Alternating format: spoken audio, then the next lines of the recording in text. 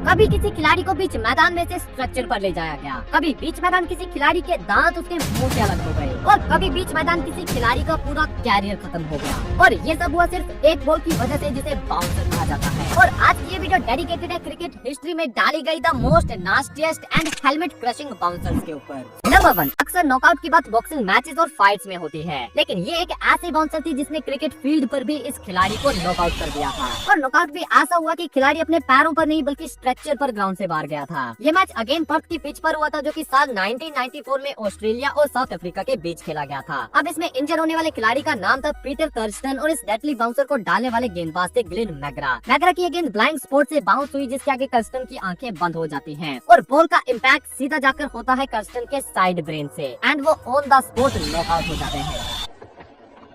Oh dear, he's down and out. That's a nasty one. Didn't move either way, just stood there, Peter Kirsten. That is a nasty blow. Glenn Mackay looking away. It's a sad moment for both batsman and bowler here, but that was poorly played, but it was certainly a very sharp delivery. Poorly played. This is a nightmare delivery. Number 2, अब जो bouncer है उसने भाई batsman के कान से खून निकाल दिया था। अगेन इस बाउंसर को भी ऑस्ट्रेलिया के एक बॉलर ऑन करते हैं जिनका नाम है मिचेल जॉनसन। साल 2014 में साउथ अफ्रीका के सेंचुरियन ग्राउंड में ऑस्ट्रेलिया और साउथ अफ्रीका के बीच एक टेस्ट मैच खेला जा रहा था और इस टेस्ट मैच में मिचेल जॉनसन की ये वेल डायरेक्टेड बाउंसर सीधा जाकर साउथ अफ्रीका के ऑलराउंडर रायन मैकलैरन के कान पर जाकर लगती है। अब इस बाउंसर की स्पीड 148 किलोमीटर पर आवर से भी ज्यादा थी और जब इस स्पीड से बॉल का इम्पैक्ट हुआ तो मैकलैरन के कान से खून निकल आया था। In the mid-wicket region. Oh, that's nasty. Goodness me, that's a nasty blow. That is not good at all. Ryan McLaren has taken a shocking blow here. The Australian players have gone to him straight away. They've signalled to the change room also to get the medical staff out straight away. It's Brandon Jackson rushing out straight away. Obviously, a bit of a split around the ear area. Number 3, जिन लोगों ने देखा होगा वो जानते होंगे कि Brendon McCullum cricket history के one of the most fearless batsman में से एक थे, जो कि 150 प्लस की स्पीड से डाली गई बॉल पर भी स्टेप आउट करके उसे छक्का मार देते थे। लेकिन ब्रेट ली की इस बाउंसर के आगे मैकलम का फियरलेस अंदाज भी कुछ कर नहीं पाया था। ये बात है 2011 बिग बैश लीग के इस ओपनर मैच की। ब्रेट ली की तो 40 प्लस की स्पीड से डाली गई इस बाउंसर पर मैकलम पुल करना चाहते थे, लेकिन बॉल की बाउंस ज्यादा होने की वजह से मैकलम बॉल को मिस कर देते हैं और बॉल सीधा उनके मुंह पर हिट करता है। और ऐसा भी नहीं था कि बॉल हेलमेट की ग्रिल्स पर हिट करा था, बल्कि ये बॉल ग्रिल्स को पार करके सीधा मैकलम के नाक से टकराया था और इस इम्पैक्ट की वजह से मैकलम का नाक खूनम खून हो गया था।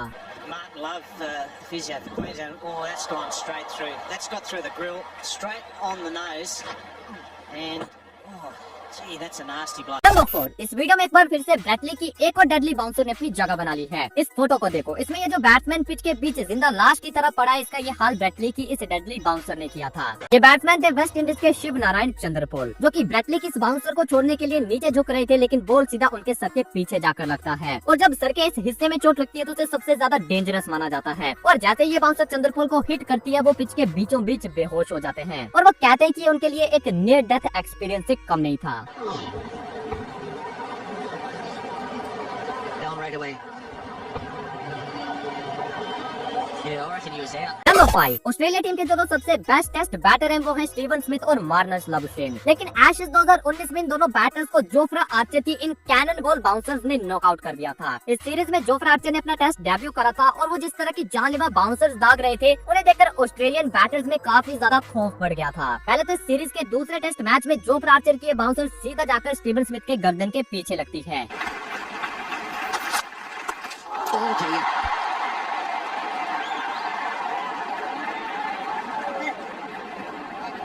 अब स्मिथ जिस तरह से नीचे गिरे थे ऑस्ट्रेलियंस को वो देखकर सीधा फिलिप ह्यूज का इंसिडेंट याद आता है, लेकिन लकीली थोड़ी देर में ही स्मिथ होश में आ जाते और उन्हें कंकशन के लिए ले जाया जाता है। अब कंकशन के चलते स्टीवन स्मिथ इस मैच की दूसरी इनिंग के लिए अवेलेबल नहीं होते हैं और उनकी जगह मार्नस लाबुशेन को शामिल किया जाता है, जो कि क्रिकेट हिस्ट्री में पहली बार एज ए कंकशन सब्स्टिट्यूट शामिल हुए थे। लाबुशेन का भी एशेज डेब्यू था और जो वो अपनी पहली बॉल खेलने आए तब भी जोफ्रा आर्चर ही बॉलिंग डाल रहे थे और आर्चर ने लाबुशेन का वेलकम भी इस डेडली बाउंसर से करा था। ये बाउंसर सीधा लाबुशेन के मुंह पर लगती है और लाबुशेन को मुंह के बल गिरा देती है। Oh no, that's a heavy blow. He's up on his feet again. Oh no, that's straight in. That is zeroed in. Number number 6, cricket में एक टर्म का यूज किया जाता है जो कि है परफ्यूम बॉल। और इस बॉल का मतलब होता है कि बॉल बैट्समैन के नाक की तरह नजदीक से गुजरे कि उसे लेदर की स्मेल महसूस हो जाए। और ये वाली जो बाउंसर इसे देखकर आप परफ्यूम बॉल को और भी अच्छे से समझ जाओगे। ये बाउंसर डालते हैं इंग्लैंड के मार्क वुड और इसका सामना करते हैं पाकिस्तान के आजम खान। और भाई इस जानलेवा बाउंसर से खुद को बचाने में आजम खान के पसीने छूट गए थे। इस फोटो में आप साफ देख सकते हो कि बॉल को खेलते हुए आजम खान की आंखें बंद हो चुकी थी और उन्हें इस बॉल का कोई भी अता पता नहीं था। That's flown through and hit him. Butler appeals. Umpire gives him out. Number 7, world cricket में जब पुल शॉट खेलने का जिक्र होता है तो उसमें ऑस्ट्रेलिया के एक्स कैप्टन रिकी पोंटिंग की अच्छी खासी रेपुटेशन है, क्योंकि मैक्सिमम लोगों का मानना है कि पुल शॉट खेलने में रिकी पोंटिंग की टेक्निक सबसे बेहतर होती थी और उनके पास बाकी खिलाड़ियों के मुकाबले थोड़ा सा एक्स्ट्रा टाइम भी होता था, जिससे कि वो तेज गेंदों पर भी बढ़िया से पुल शॉट खेलते थे। लेकिन स्टीव हार्मिसन की इस बाउंसर पर ना तो पोंटिंग की टेक्निक उनका साथ देती है और ना ही उनका एक्स्ट्रा टाइम। ये एक perfect and well directed bouncer थी जिसकी स्पीड 140 प्लस थी और जिस हाइट पर ये बॉल आई थी वहाँ से इसे पुल करना भी काफी ज्यादा डिफिकल्ट था। और जैसे ही बॉल में सडन बाउंस दिखा वैसे ही रिकी पोंटिंग ने अपनी नजरें बॉल से हटा ली और बॉल ने सीधा उनके फेस पर चपेट मारी और पोंटिंग के फेस पर एक काफी बड़ा कट भी आ गया था। Oh, it's a good, really is a good bounce of that.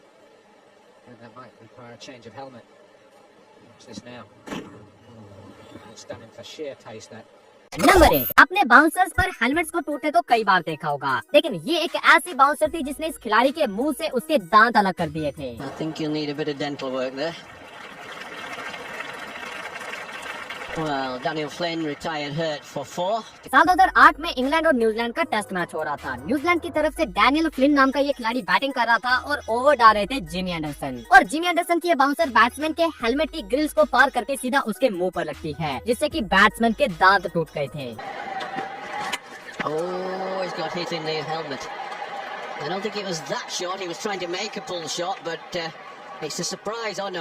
Number 9. अब हम देखेंगे अब तक की सबसे ब्लडी बाउंसर जिसने बैट्समैन का सबसे ज्यादा खून निकाला था, और ये बाउंसर डाली थी लसित मलिंगा ने, जिन्हें बाउंसर्स के लिए कम और यॉर्कर्स के लिए ज्यादा जाना जाता था। लेकिन ये बाउंसर उनकी यॉर्कर से भी ज्यादा डेडली थी। इस बाउंसर को फेस किया था राइली रूसो ने और ये बाउंसर उनके हेलमेट को तोड़कर उनकी स्किन को चीर देती है। अब इस तरह की वीडियो प्ले करना ठीक नहीं है, लेकिन आप इस फोटो में देखो, मलिंगा की इस यॉर्कर ने राइली रूसो का पूरा मुंह खूनम खून कर दिया था और मलिंगा खुद इसे देख नहीं पाते, इसलिए वो वहाँ से दूर चले जाते हैं।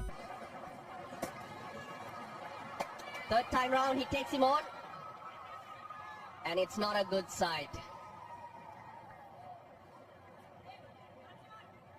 That was quick from Lasith Malinga, the quicker of the bouncers. Number 10, bouncer एक ब्रूटल बॉल है और जब ब्रूटल बॉलिंग की बात आती है तो उसमें सबसे ऊपर नाम था शोएब अख्तर का, क्योंकि भाई जब 150 प्लस की स्पीड से कोई बॉल आपको हिट करेगी तो वो ब्रूटल तो होगी ही होगी। और अख्तर ने अपनी ऐसी ही ब्रूटल डिलीवरीज पर कई सारे बल्लेबाजों को इंजर्ड भी किया था, जिसमें पहला नाम है गैरी कर्स्टन का। साल 2003 में खेले गए इस टेस्ट मैच में गैरी कर्स्टन शोएब अख्तर की इस नास्टी बाउंसर को पुल करने में चूक जाते हैं और बॉल सीधा उनकी आंख पर जाकर लगता है। Gloves going to left-handers.